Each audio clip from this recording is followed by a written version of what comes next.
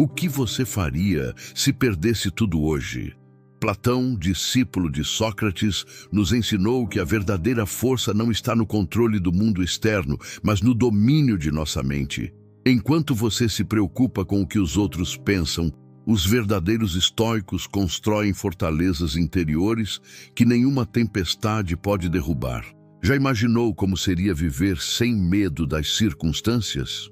O caminho estoico não é para os fracos, mas para aqueles que buscam uma liberdade que ninguém pode tirar.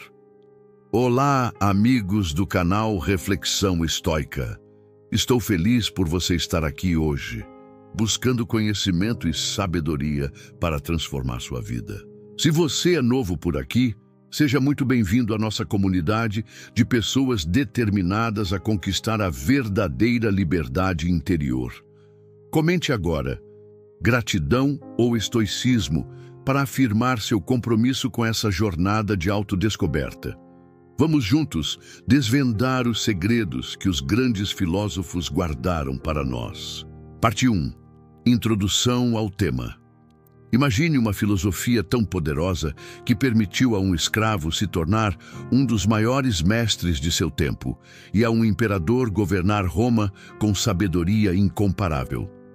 O estoicismo não é apenas uma filosofia antiga, é uma tecnologia mental desenvolvida há mais de 2.300 anos que continua revolucionando vidas no século XXI. Mas o que realmente significa ser estoico? Quando alguém chama você de estoico, geralmente estão dizendo que você parece frio ou indiferente. Nada poderia estar mais longe da verdade sobre esta filosofia. O verdadeiro estoicismo não é sobre suprimir emoções ou ignorar a dor, mas sobre desenvolver uma clareza mental que nos permite navegar pela vida com propósito e paz interior. O estoicismo nasceu em Atenas, por volta de 300 anos antes de Cristo, fundado por Zenão de Cítio, que ensinava em um pórtico pintado chamado Stoa Poikile, daí o nome estoicismo. Porém, foram os romanos como Sêneca, Epicteto e Marco Aurélio que levaram esta filosofia ao seu auge. Epicteto, nascido escravo e mais tarde libertado, ensinou: não são as coisas em si que nos perturbam, mas as opiniões que temos sobre essas coisas. Pense nisso por um momento. O trânsito não é estressante por si só. Nossa reação a ele é que cria o estresse. A crítica de um colega não é dolorosa em si. É nossa interpretação dela que causa a dor. Esta é a pedra fundamental do pensamento estoico. A distinção entre o que podemos e o que não podemos controlar.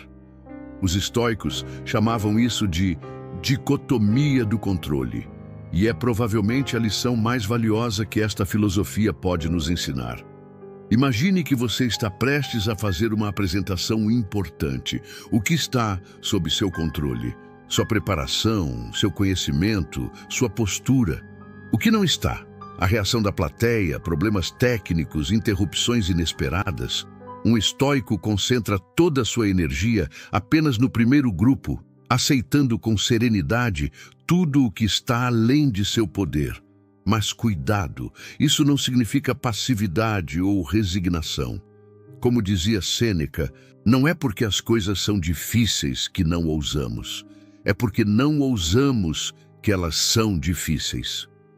O estoico age com vigor no mundo, mas mantém seu senso de paz independentemente dos resultados.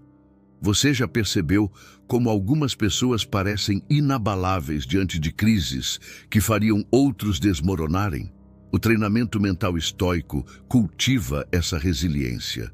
E não pense que isso era mais fácil para os antigos. Sêneca enfrentou exílio, Marco Aurélio liderou um império durante pandemias e guerras. Epicteto viveu como escravo. Ao longo deste vídeo, vou revelar as técnicas específicas que esses mestres desenvolveram para cultivar uma mente inabalável. Você aprenderá exercícios práticos que podem transformar sua relação com adversidades, medos e desejos. Está preparado para descobrir como a visualização negativa pode eliminar sua ansiedade? Ou como o amor ao destino pode transformar seus piores problemas em oportunidades? Continue assistindo, pois na próxima sessão vamos explorar os pilares fundamentais do estoicismo e como aplicá-los em situações reais do dia a dia. Acredite, esta filosofia não é sobre conhecimento abstrato, é sobre ação concreta para uma vida melhor. Parte 2. Desenvolvimento. O estoicismo se fundamenta em 4 virtudes cardinais que funcionam como bússolas morais para guiar nossas ações: sabedoria, coragem, justiça e temperança. Mais que conceitos abstratos, são ferramentas práticas para enfrentar os desafios diários. Vamos explorar como elas se manifestam em situações reais. A sabedoria estoica não é sobre acumular conhecimento, mas sobre discernimento.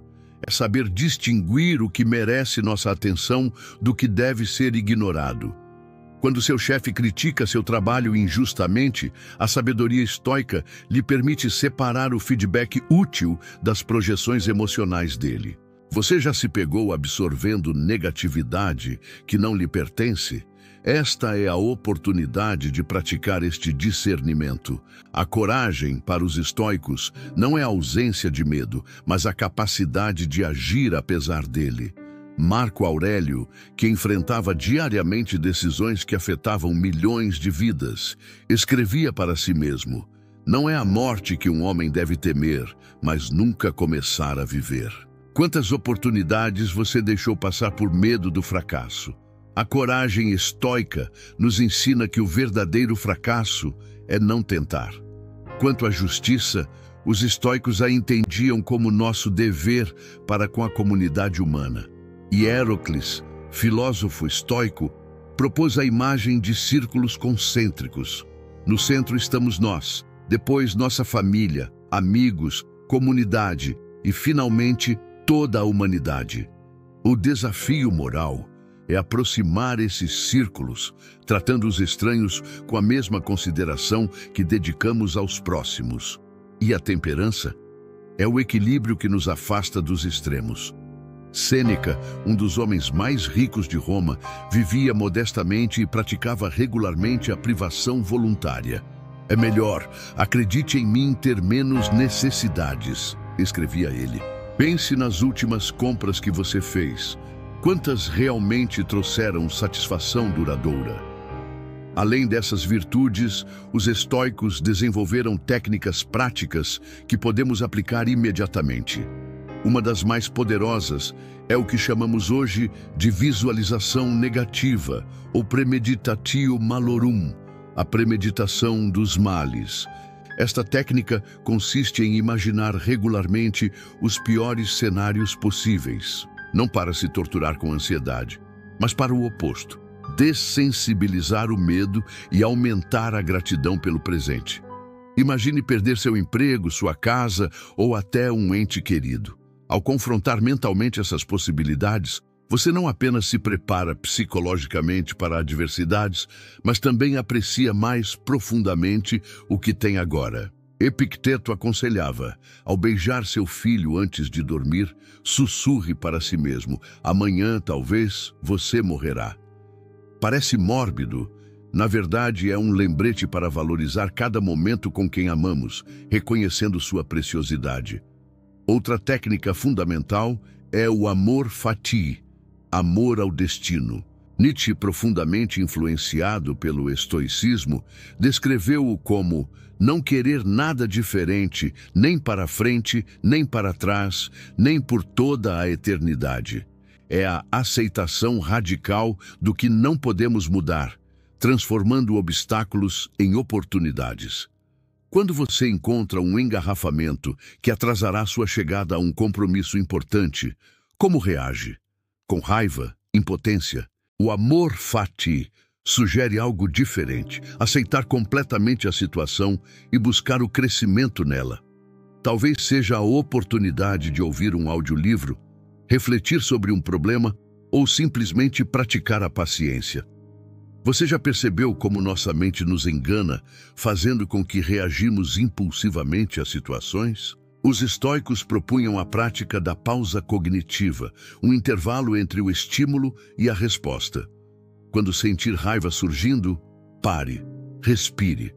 Pergunte a si mesmo: esta emoção está sob meu controle? Esta reação serve ao meu crescimento? Este simples exercício pode transformar completamente sua vida emocional. Mas como aplicar isso ao estresse do mundo moderno? Como o estoicismo pode nos ajudar com burnout, ansiedade social ou vício em tecnologia? Continue assistindo, pois no próximo bloco exploraremos aplicações contemporâneas desta filosofia milenar que estão revolucionando campos como psicologia, liderança empresarial e até mesmo esportes de alto desempenho. Parte 3. Exploração avançada. É fascinante como uma filosofia desenvolvida em um mundo sem smartphones ou redes sociais pode oferecer soluções tão eficazes para os desafios modernos. Nos últimos anos, o estoicismo ressurgiu com força impressionante, influenciando desde executivos do Vale do Silício até atletas olímpicos. Vamos explorar como essas ideias antigas estão sendo aplicadas em contextos contemporâneos. A terapia cognitivo-comportamental, TCC, considerada uma das abordagens psicoterapêuticas mais eficazes atualmente, tem raízes profundas no pensamento estoico. Aaron Beck, fundador da TCC, foi diretamente influenciado pelos escritos de Epicteto. A premissa central de que são nossas interpretações, não os eventos em si, que determinam nosso bem-estar emocional, é essencialmente estoica. Quando um terapeuta ajuda seu paciente a identificar e questionar pensamentos automáticos negativos, está aplicando o mesmo princípio que Epicteto ensinava há 2 milênios. Por exemplo, transformar "eu sou um fracasso completo" em "eu não tive sucesso nesta tarefa específica" é pura prática estoica. No mundo corporativo, a técnica estoica de dicotomia do controle está revolucionando a liderança. O CEO da Microsoft, Satya Nadella, conhecido por revitalizar a empresa, frequentemente fala sobre focar apenas no que está sob seu controle, uma abordagem diretamente alinhada com o estoicismo. Este princípio permite que líderes mantenham clareza estratégica em ambientes de extrema incerteza. E no esporte, Tom Brady, considerado por muitos o maior jogador de futebol americano de todos os tempos, pratica regularmente a visualização negativa. Ele imagina todos os possíveis erros e contratempos antes dos jogos, preparando-se mentalmente para qualquer cenário. Este é o Premeditatio Malorum estoico em ação. Mas o estoicismo não é apenas para os bem-sucedidos. Nas prisões americanas, programas baseados em princípios estoicos estão ajudando detentos a encontrar liberdade interior, mesmo em confinamento. Como escreveu Epicteto, que conhecia bem a privação de liberdade, tornar-se livre não é nada. Tornar-se digno de liberdade, tudo.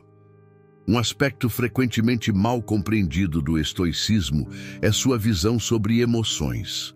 Os estoicos não buscavam eliminar sentimentos, mas transformar paixões destrutivas, patos, em bons sentimentos, eupatos.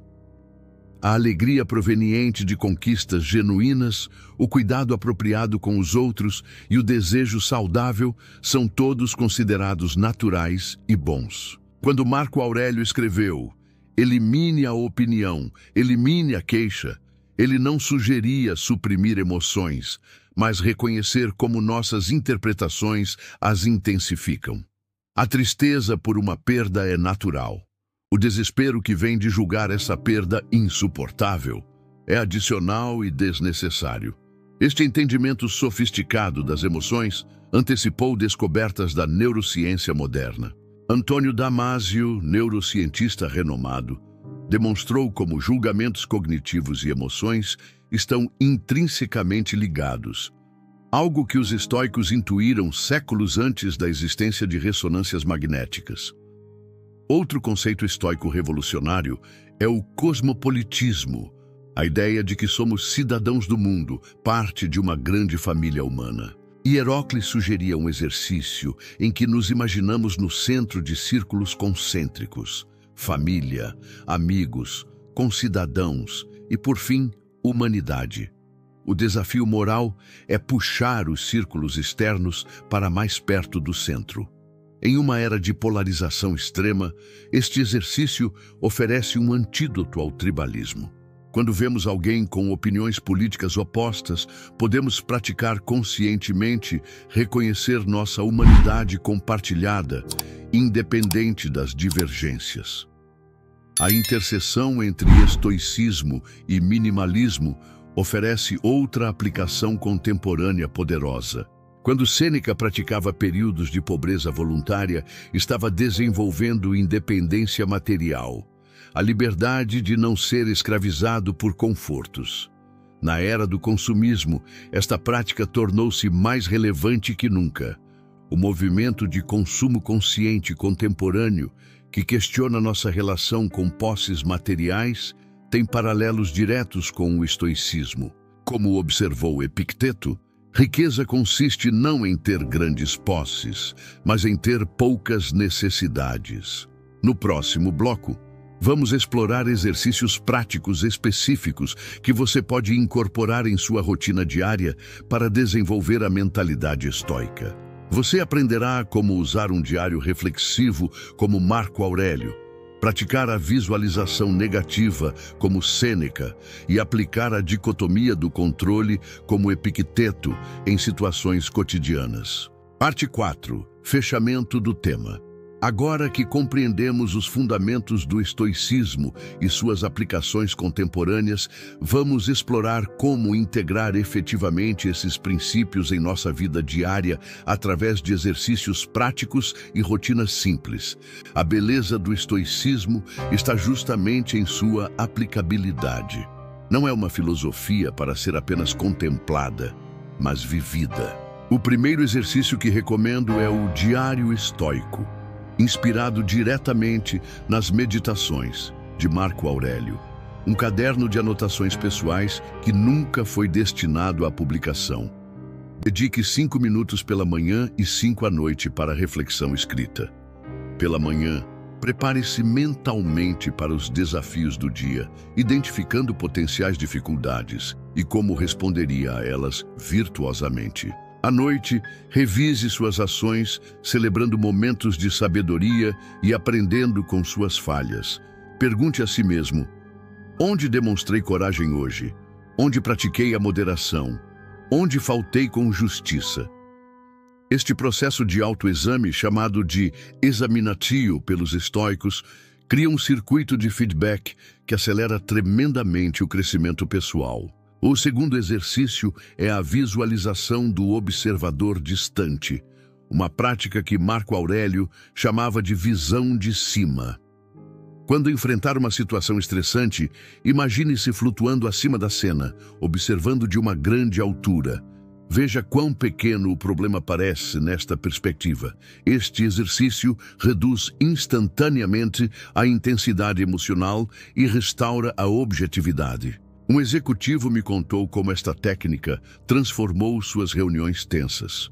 Ao imaginar-se observando a sala de reuniões de fora, percebeu o quanto as disputas de ego pareciam insignificantes e conseguiu focar nas questões realmente importantes.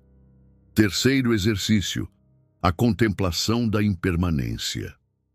Ao acordar, olhe para os objetos ao seu redor e lembre-se silenciosamente: isto é transitório. Seu smartphone novo, sua casa, até relacionamentos, tudo está em constante mudança. Esta prática não gera tristeza, mas uma profunda apreciação pelo presente e desapego saudável. Como disse Sêneca, tudo o que é humano é breve e perecível, e não ocupa nenhuma parte do tempo infinito. Esta perspectiva liberta-nos da ansiedade de acumulação e preservação obsessiva. O quarto exercício é o momento de pausa, uma técnica simples mas revolucionária.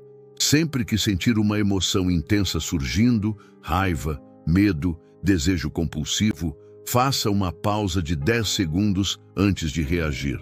Neste breve intervalo, pergunte: esta reação está alinhada com minhas virtudes? Está sob meu controle? Este pequeno espaço entre estímulo e resposta é onde reside nossa liberdade. Um atleta profissional me relatou como esta técnica melhorou dramaticamente seu desempenho. Após um erro em quadra, em vez de se punir mentalmente, ele faz uma pausa, respira e reconecta-se com o momento presente. Precisamente o que os estoicos recomendariam. O quinto e último exercício é a gratidão antecipatória. Antes de dormir, imagine que tudo o que você valoriza, saúde, relacionamentos, conforto, lhe foi temporariamente emprestado e pode ser requisitado a qualquer momento. Esta prática elimina a sensação de direito adquirido e intensifica a gratidão. Como integramos esses exercícios em uma vida já ocupada? Comece pequeno, escolha apenas um exercício e pratique-o diariamente por 2 semanas antes de adicionar outro. A consistência supera a intensidade. Lembre-se, os próprios filósofos estoicos eram pessoas ocupadas, imperadores, conselheiros políticos, professores. A filosofia deles foi projetada para pessoas com compromissos reais. E o que dizer dos fracassos inevitáveis? Sêneca nos lembra: persistir é um elemento da virtude. Quando falhar em sua prática estoica, e todos falharemos, simplesmente observe o erro sem julgamento e recomece. Esta própria resposta ao fracasso é uma oportunidade para praticar o estoicismo. Para muitos de nós, criados em uma cultura que frequentemente valoriza o conforto emocional imediato, o estoicismo pode inicialmente parecer austero.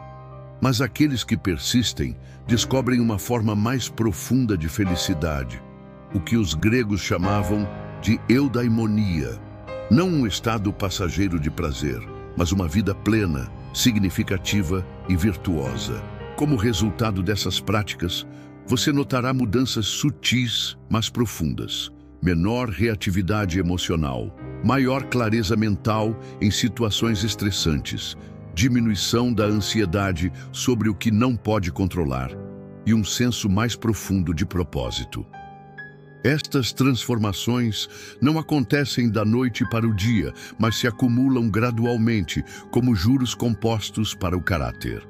Em essência, o que o estoicismo oferece não é uma vida sem problemas, mas uma vida onde os problemas não nos dominam, onde permanecemos íntegros e serenos mesmo em meio a tempestades.